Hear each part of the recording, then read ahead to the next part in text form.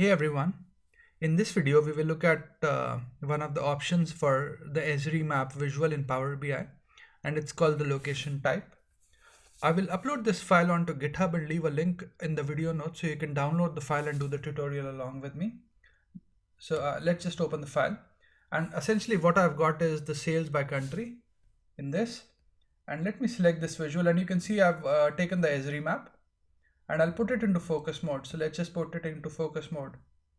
And now I'll click on the three dots on the side and click on the edit option. And then I'll go on to location type. So we've already covered basemap in the previous video. You can have a look at the previous video in the playlist. So location type is basically just got a couple of options. One is, which is what we've got, boundaries, and the other one is points. So I can go and select points and click OK. And it just changes the visual in terms of how the data is represented, and depends on what you like and what works for you. So so it's just one of the options, and I wanted to just explore that. I hope you find this video useful, and thanks for watching my video. Please do subscribe to my channel if you enjoy what I'm doing. Cheers, bye.